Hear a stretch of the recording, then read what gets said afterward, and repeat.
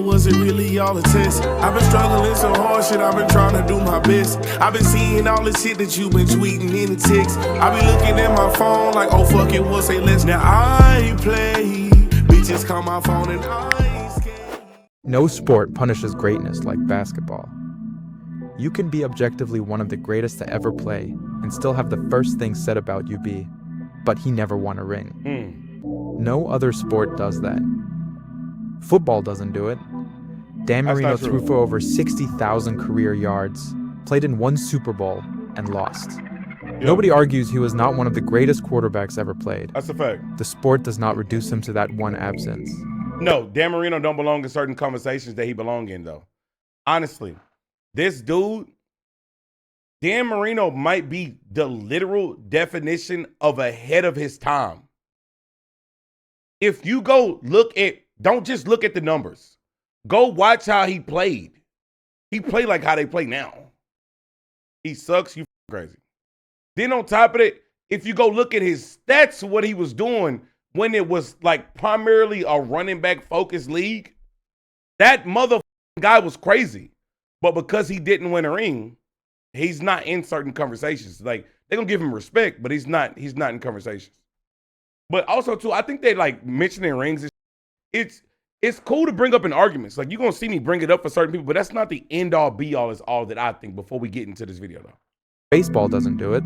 A hitter can spend 20 years on losing teams, win batting titles, make 12 All-Star games, and retire to first ballot Hall of Fame without anyone saying the ring question is the most important thing about his career. Basketball does it.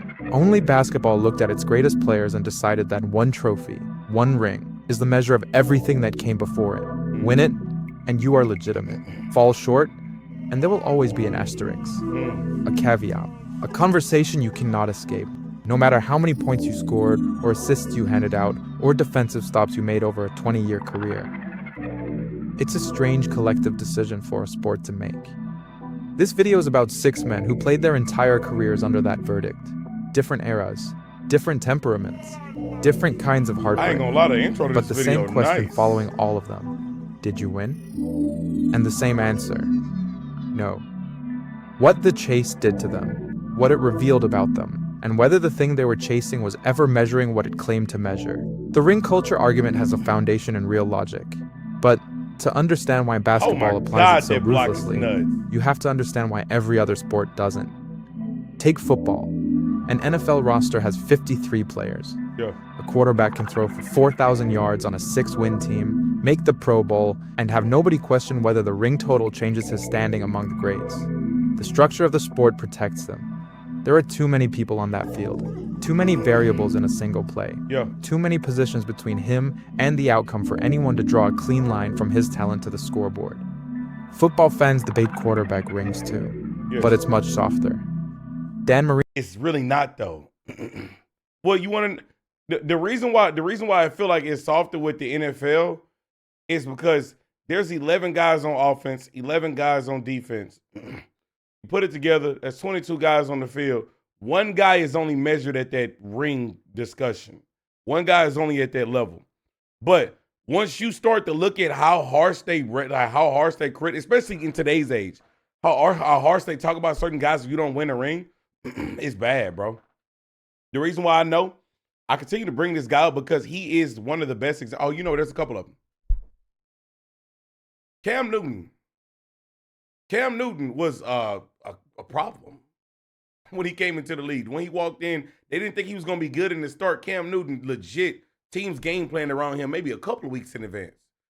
Now that Cam Newton didn't win a ring, bro, yeah, they're going to dog him. Especially then once he got in there, though, they're going to dog him for how his performance when he went in the Super Bowl, knowing that he was going against literally one of the greatest defenses to ever play. But, again, you got to produce. Don't matter. You got to produce, okay? Anyways, though, Cam Newton is not going to be in some discussions because he didn't win a ring. Currently right now, Lamar Jackson is one of the most talented quarterbacks to ever touch a football. Period.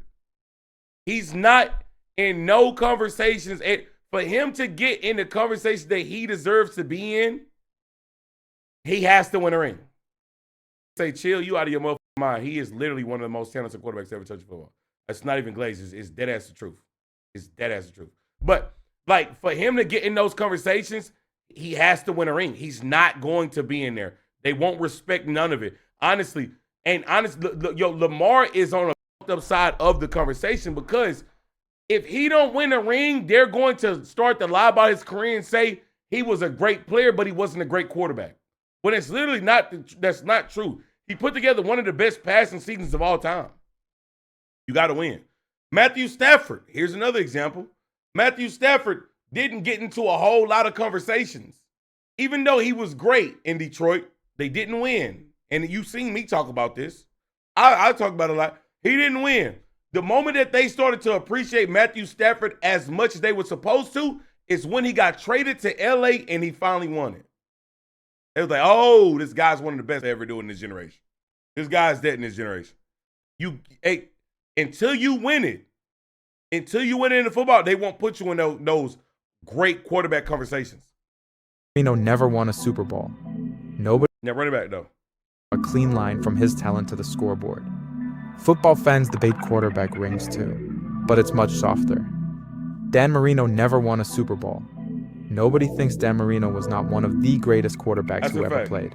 Baseball goes even further. Okay, I like a that. first baseman can hit .320 with 35 home runs on the last place team and make the All-Star game, win the Silver Slugger, appear on Hall of Fame ballots, the 162-game season, the batting What a lineup, ring. the pitching rotation.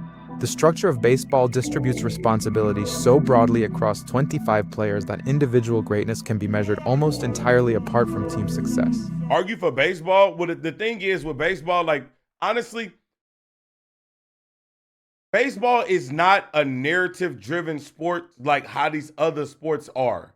A lot of these people depend on driving certain narratives and hating on certain players to talk about the sport. In baseball, they truly give a fuck about your performance and how you're playing. They'll talk about your numbers and how you produced. So all this shit, it's not they're not as strict on that in us as like they're not as strict on you winning as they are in other sports. Now pitchers, obviously they count your pitches, they count your wins, your losses, and shit like that. But honestly, they worried about your ERA, they worried about all the other shit. Like, man, I'm telling you now, this video is correct though. Basketball has it worse. Basketball has it worse because it don't matter the position. Nobody looking at, like, look, everybody know Mike Trout is one of the best niggas to ever do it. Mike Trout is going to be called generational because he deserved to be called generational. If a guy like Mike Trout, if the NBA equivalent of Mike Trout, look, let's say we find the NBA equivalent of Mike Trout. The moment his career ends, they're going to say, I mean, he didn't do nothing, though. He didn't win nothing. And we're going to stop talking about him, how great that he was. That's what's going to happen.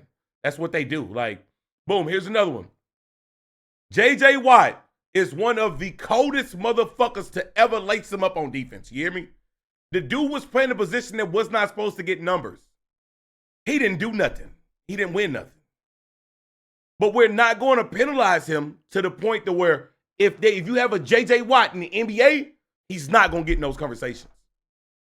No serious person in baseball argues that a player's legacy hinges primarily on whether his team won the World Series. Basketball has 5 people on the floor. One of them is usually doing most of the carrying. His fingerprints are on every possession, every defensive rotation, every pick and roll, every late clock decision when the play breaks down. The best player isn't hidden behind a line or buried in a lineup. He's visible. His decisions are all visible. His failures are visible. That visibility creates a specific illusion that the outcome is his to control. The illusion was confirmed when Jordan went 6 for 6. A generation of fans absorbed the message, not just that Jordan was great, but that greatness and winning were the same thing. Then a player of sufficient quality would find a way, because Jordan always found a way. His biography became the template. His record became the standard. Then, sports debate television arrived and turned the... But the thing about the Jordan conversation, and I already know I'm finna spark a debate, and y'all gonna see live proof. The thing about the Jordan debate is it's literally not a fair debate, though. Because when it comes down to, here's an example, like LeBron James, they'll always bring up his his downfalls. Yo, you lost this, that. But when it come down to Michael Jordan, they only shrink his career to 6 years, gang. They only shrink it. They don't want to bring up any of the, yo, you struggled to get out of the first round. You did this, you did that. They don't want to bring up none of that shit. They shrink it down to 6 years, dog. And then they telling everybody else, you play for 20 years, that's cool. Compete with these 6 years. Now, the thing is, Jordan, for them 6 years, he went to the finals 6 times. Won it. Never went to a game 7. Greatness. He's a fucking dog. He's a beast. He deserved to be called the GOAT in a lot of y'all eyes. But that does not change the fact that the argument is bullshit. Because how can you bring up everybody else's faults? Maybe Jordan's faults is not the same as LeBron's, Kobe's, Dirk's, Shaq's, whatever. His faults are not the same as them, but he still has faults. But the way that niggas talk about Jordan, he was perfect. He was perfect. And that it's if you really get past it, it's bullshit. The template into a daily verdict. Leave him in the chair. 6-0 in the finals with 6 MVPs. 11-1 is 11. Hold on. So if you're going to use that argument, Joe Montana is still the greatest because he's 4-0. You see, here's the problem. Tom Brady should have been 6-1. You know what? I know And he it. could have been 3-4 or 2-5. But that's neither here nor there. Let's deal with what we're talking about. Michael Jordan so eloquently stated 5 is more than 3. So in what mathematics is 6 more than 11? Bill Russell has 11. But you know why they say Michael's the greatest? Because there are other things that go into it. Yes. Every playoff exit became an audit. Come on, bro. Like, literally no lies. But guess what? A Jordan fan gonna hear that and be like, but Jordan ain't never go game 7, though. Finals loss became evidence. The ring stopped being one indicator of greatness among many and became the indicator. The binary that sorted careers into legitimate and not. The problem with that binary is that it's handed to 15 players, who may have had wildly different levels of involvement. It's won or lost over the randomness of 4 to 7 games, or injuries, matchup luck, and officiating variance or real variables. It's more sensitive to context than the people who wield it most aggressively are willing to acknowledge.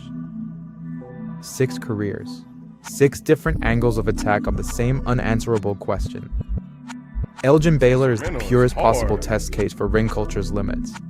He reached the finals 8 times and lost all 8. 7 of those to the same dynasty. Bill Russell's Boston Celtics won 11 championships in 13 seasons. Baylor wasn't losing because he was not good enough. He was losing because he was playing at the same time as the most dominant dynasty in American professional sports history. The structural case for ring culture says great players overcome their context. The counter says no one overcomes 11 championships in 13 years. What makes Baylor philosophically interesting is what happened next. He retired 9 games into the 1971-72 season, unable to compete at the standard he had set for himself. Didn't they win? The Los Angeles Lakers immediately went on a 33-game winning streak and won the championship. Damn. The Lakers gave him a ring. Elgin Baylor is technically a champion. Ring culture, which is supposed to separate the winners from the chasers, has no coherent response to Elgin Baylor. He won without playing for it. And everyone still tells the story of how he never won. The culture knows, implicitly, that the ring is a proxy. And in his case, the proxy broke. The cultural argument about Allen Iverson is not really about Allen Iverson. It's about what we choose to remember. In 2001, Iverson won the MVP award, led the 76ers to the finals, and in Game 1 scored 48 points and stepped over Tyronn Lue's body in the 4th quarter. That image is everywhere. It's one of the most reproduced moments in finals history, and it belongs to the losing team. The 76ers won Game 1 and lost the next 4. The series became a data point in the ring culture ledger against Iverson, evidence that he could not win when it mattered most. But the 76ers that postseason averaged 94.7 points per game, with Iverson averaging 31.4. Man, if you go look at that Sixers roster, bro, niggas need to leave my nigga Iverson alone. But then on top of that, man, if you go look at who he was going against, Bro. Look who he had on his team. And look who he was going against. They were playing at the edge of what was humanly possible for that roster. The Lakers were simply better. The step-over image persists not because Iverson lost, but because it captured something true about who he was. Completely without self-protection, fully present, unwilling to be small even when defeat was close. Ring culture looks at that series and sees a loss. The rest of basketball history looks at that image and sees one of its defining characters. Barkley's case offers something different. A player who actively interrogated the ring question and arrived at his own answer. The 1993 Suns were a 62-win team. Barkley won the MVP. Honestly, I think that Charles Barkley might be the biggest victim of ring culture in basketball. Bro, gang. Bro, listen, look at how he's talked about all day on TV to this day. He'll have great points, but yo, Charles Barkley know basketball. The problem is though, he like the shit talk though. So sometimes he'll let that shit talking get in the way. But he really do know basketball. Oh, but also, Tom, let me say this. He know basketball, but he also stuck in his ways because he also famously said one of the dumbest fucking quotes that a team that shoot threes primarily would never win a ring. Then the Warriors proceeded to show him you were wrong. But they don't change the fact, even though you are wrong, he knows basketball. Bro, they talk about him on TV like he was a fucking bench warmer trash nigga. What? The moment that bro, you be having Draymond talk to him disrespectfully, low-key. Like, I'm like, whoa. Why is Draymond talking to Charles Barkley like that? Because Draymond got 4 rings. They lost to Michael Jordan in 6 games in the finals. There's no shame in that loss. Jordan was in the middle of the run that would create the template everyone else would be measured against for decades. What's interesting is what Barkley said about the 1992 Dream Team Olympic gold medal. He has cited that gold medal as the accomplishment that quieted the fear of going ringless, competing at the highest level against the best the world could offer. It gave him what the ring was supposed to give him. It's a remarkable statement. It suggests the ring was always a delivery mechanism for something else. The actual prize was validation that your excellence was real and recognized. Barkley found that through a different door. You could say it's a cope, but it's beside the point. He also played alongside Hakeem Olajuwon and Clyde Drexler in Houston, and he said that ring would not have counted because he didn't build that. Yeah, right. You didn't win. Barkley, you would have counted that motherfucking ring. Stop it. Understood the difference between a ring that proved something and a ring that was simply acquired. Barkley saw through the proxy to the thing beneath it. It's either wisdom or rationalization. It could even be both. Patrick Ewing's story is one in this group that did not end when he retired. He spent 15 seasons as the New York Knick. He reached the finals in 1994 and lost a 7-game series to Hakeem Olajuwon's Rockets. In 1999, he tore his Achilles in the Eastern Conference Finals and watched the Knicks reach the finals without him. He finished his career in Seattle, Orlando, never in contention again. In June 2026, the New York Knicks won their first championship since 1973. Ewing was there, the franchise he had carried for 15 seasons, the franchise that had not been back to the finals since 1994, finally won. He even said he did not win that championship. He experienced it. He's now in the same technical category as Elgin Baylor, a ring that came after the playing was done. What's interesting about Ewing's story is what it says about the ring as a symbol. The 2026 ring clearly means something real to him. The city's vindication after 53 years without a title is not nothing. But if you ask anyone whether Patrick Ewing is a champion in the way that Kareem or Bill Russell or Michael Jordan is a champion, the answer would be complicated. The ring is the symbol. The symbol is doing a lot of heavy lifting. Steve Nash won back-to-back MVP awards in 2005 and 2006. One of the 11 players in NBA history to accomplish that. And he never appeared in the NBA Finals. Him and Derrick Rose are the only 2 MVP winners in that category. The award for the best player in the league, handed twice to the same man, and he never made it to the final round. The 7 seconds or less... Them motherfuckers was selling, though. Hey, man, y'all niggas be so cold in the regular season and then just in the playoffs. What's going on, man? Suns were one of the most influential teams in NBA history. The pace, Then they had Mike D'Antoni as their head coach. Man, that motherfucker will never win anything. Wait, did he? Yeah, he didn't win nothing, did he? Fuck D'Antoni. the spacing, the passing philosophy Nash ran. Those ideas spread across the league and became the foundation of how the modern NBA operates. You can trace a direct line from Nash in 2005 to how most teams play today.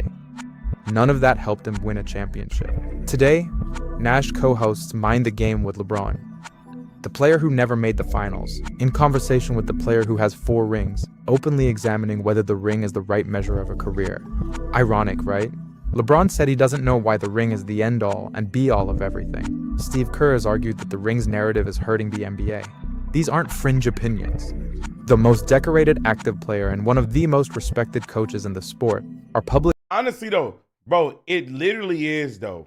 The ring culture and ring talk is dead ass hurting the NBA, but the problem is the worldwide leader in sports, they thrive off of that. They thrive off of it. And they have brainwashed millions of people into arguing that there's nothing wrong with talking about it and being an end-all be-all. But the problem is, bro, that shit make niggas unappreciative of watching great players. Real shit. You watching one of the greatest scorers of all time, but then you sit there and act like he was not good because he didn't win a ring, and now you complain, man, bro, the game ain't really good like that no more. Bro, we got so much talent that's walking in the ring. In the league, out the league. That niggas is just all they give a fuck about is, did they win the rings or not? Did they do this or not? Like, and honestly, bro, I think basketball of all of the major sports has the worst dialogue, period. They got the worst talks around the sport. You honestly, if you just like start listening, you would question, well, do these niggas really like the game? Do y'all really fuck with basketball? Or do y'all just like getting new talking points? Gang, the NBA has been on fire the last 2 seasons. Let's go 2. The last 2 seasons. But they shift conversations to bullshit they don't got nothing about. Y'all remember when these niggas kept acting like they give a fuck about the ratings? When we was in the middle of having one of the greatest playoff runs we fucking seen? But them ratings is bad, man. What the fuck is you niggas talking about? The talks around basketball has been horrible. And ring culture is the leading problem. Question. And somebody said the rings, wait, I'm sorry. What did he say? Not true, Trey. The ring is a sign of greatness, and that's what you play for. The ring is a sign of greatness. See, like, you're not getting what I'm saying. The ring is a sign of greatness. It's not the only sign of greatness, though. It's not the only sign. And the way y'all niggas is treating it, it's the only sign, though. That's how y'all niggas is treating this shit. If you have a guy who's one of the most dominant centers, let's say, for example, hypothetically, we get a guy that comes in, he better at every other center to ever get in this bitch. But unfortunately, he don't win a ring. It'll be niggas lying and saying, he really wasn't better than bro because he didn't win it, though. Well, okay, but let's look at everything else. No, he really didn't win it, though. That niggas treat it like it's the only sign of greatness. The system Nash's career is most often used to critique. Nash is not asking for bitterness. He's asking from a genuine interest in whether basketball's most powerful narrative is measuring what it claims to measure. And the answer is sometimes. Chris Paul's career reads like a controlled experiment in doing everything right and still not getting the answer you wanted. 21 seasons, 12 All-Star selections, 11 All-NBA designations, 6 Literally one of the steals best point guards ever watched. 5 assist titles, 12,552 career assists, 2,728 career steals, a first-ballot Hall of Famer who was traded and then waived by the Toronto Raptors, officially retired in February 2026, 1 finals appearance in 2021 at age 36, and he lost in 6 games. But the parallel ledger is worth opening. In the 2026 NBA playoffs, 31 players on 13 playoff teams had direct connections to Paul through his camps and AAU program. 31 professionals who passed through something Paul built, competing at the sport's highest level. Ring culture has no row for that. There's no column for shape the generation of players. There is a ring column, and Paul's has one entry, age 36, loss. The parallel ledger does not fit the binary, which is, of course, the whole point. Let's stress test the ring argument from both sides, because the 6 players covered all sit on the same side of the line, the side without the ring. But the argument breaks just as cleanly in the other direction. Dirk Nowitzki won 1 championship. In 2011, he carried the Dallas Mavericks through possibly one of the toughest journeys any team has gone through, defeating the Trailblazers with Brandon Roy and LaMarcus Aldridge, then sweeping the defending champs, the Kobe Lakers, then gracefully giving a gentleman's sweep to the young star-studded OKC with Russell Westbrook, Kevin Durant, James Harden, and then ultimately the Miami Heat. Dirk is an example, though, and he gonna get to it. Bro, if Dirk didn't win the ring, niggas wouldn't talk about how good he was, how great he was. Like, that nigga Dirk changed the game, bro. Before him, niggas thought Europeans were literally soft. They was like, yo, these motherfuckers is trash. You draft a European, they're automatically a bust. Dirk, slowly but surely, over the course of his career, started chipping away at that, chipping away. But niggas didn't want to officially put it into it until he beat the LeBron led Heat. LeBron, Wade, and Bosh at full strength, winning the Finals MVP. It's one of the greatest individual postseason performances in NBA history. Here's the question worth sitting with. If the series went the other way, with the Heat winning in 6, does Dirk Nowitzki get remembered differently? Yes, he does. Almost certainly yes. For sure. The 2011 ring didn't create his greatness. He had been one of the most gifted scorers in the world for over a decade by that point. But it did settle the conversation. It gave the people who needed a clean answer a clean answer. Without it, Dirk would have been one of the greatest international levers to ever play, still a first ballot Hall of Famer, still a revolutionary offensive player. But the ring closed the case in a way that his career numbers alone could not. Kyrie Irving won only 1 ring, in 2016, with Cleveland trailing 3-1 against the Golden State Warriors. He hit a 3-pointer over Steph Curry with 53 seconds left in Game 7 that gave the Cavaliers the lead they wouldn't relinquish, one of the most important shots in Finals history. Same question, without that shot, without that ring, does the conversation about Kyrie's career look different? For sure, gang. What? Now, the thing about like the Kyrie ring though, the ring definitely adds to his level of greatness because of like, not just because he won it, but the run that he went on during it. Like, if Kyrie would have went on and to play the way he played and still lost, I would still talk about him in the same manner. I know most people wouldn't do that though. But for him to go on and run like that, play like that, and win, that adds to his story. The ring changed the frame. At least for a lot of people. It transformed what could have been a complicated legacy, a brilliant scorer who could never quite carry a team over the finish line, into something with a definitive answer attached. For ring culture, 1 is enough to settle the debate. For the players in this video, 0 is enough to open it permanently. 1 ring, and the conversation closes. 0 rings, and it never does. That asymmetry is what stands out. Now, let's go the other way entirely. Robert Horry won 7 championships, 2 with the Houston Rockets, 3 with the Los Angeles Lakers, and 2 with the San Antonio Spurs. He was a role player on all of those teams, a versatile wing who hit enormous shots in enormous moments and earned every ring he got. Big Shot Bob, a legend in his own right. Yes, 7 rings, more than Michael Jordan, more than Magic Johnson, more than LeBron James. But nobody's putting Robert Horry in the conversation of all-time greats. Yeah. Because everybody understands, without needing it explained, that the ring is a team achievement distributed across a roster. A role player earns his ring.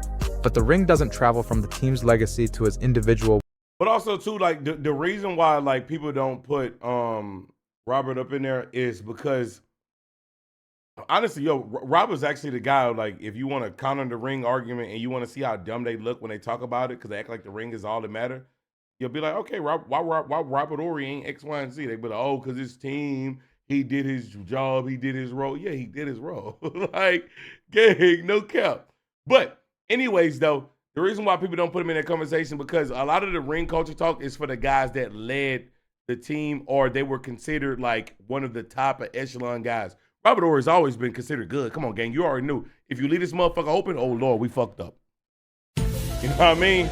But when we talk about like one of the top 5 centers, top 5, that's when they start to like, that's when they start to, all right, yo, how many rings did he win? One, the way it's supposed to travel from a franchise cornerstone to his.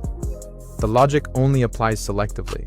It gets used against Barkley and Nash and Paul as a verdict on their individual greatness. It doesn't get used in favor of Horry as a verdict on his. Ring culture requires you to hold both of these positions at the same time without noticing the contradiction. The ring measures something real about a team. What it measures about a player has always been far more complicated than the people who wield it are willing to admit. The strongest version of the ring culture argument deserves to be stated without condescension. Basketball is small, 5 players. One great player moves the needles in ways that are visible and impactful. The question ring culture is asking, can you perform at your highest level when everything is on the line? Is a legitimate question about a player's competitive character. It's worth asking. The problem isn't the question. The problem is the slippage between can you perform under maximum pressure as did you win a championship. Those two things are related, but they are not the same. The distance between them is filled with roster construction, matchup luck, injury timing, and opponent quality. Elgin Baylor performed under maximum pressure. He just happened to do it against Bill Russell 11 times. The ring is a meaningful signal, but it's not a clean one. The chase is real. The thing being chased is a proxy. Every player in this video ran after a thing that was supposed to prove that their careers, those years, that work, those performances, had added up to something definitive. Something the world couldn't argue with. The ring was supposed to be the proof. Here's what all 6 careers have in common. Not the ringlessness, not the near misses. Every one of these players left the game more interesting than they found it. Ring culture needs a clean answer. Great careers do not provide clean answers. They provide something hard. So you taking CP3 over Kyrie? Nah, I'm not going to take CP3 over Kyrie because, bro, that nigga Kyrie is a straight up bucket. And I know, man, listen, CP3 was a problem. He's a bucket too. But, hey, bro, if the rest of the offense failed, man, get the ball to Kyrie and get the fuck out the way. Get the fuck out the way. It don't got to be a playoff game. It don't got to be postseason. Get the fuck out the way. He gonna drop somebody, break an ankle. That motherfucker's a problem. Harder and better. A full picture of what a person was made of when the stakes were real. The ring tells you who won the championship. The chase tells you who they are. The chase was never a failure. The chase was the point. That was a great video. I ain't gonna lie, this dude deserves more subs. What you doing, man? She wanna stay with me. Top floor penthouse up on the balcony, acting unfaithfully. A Hellcat driver, Mr. One Nighter.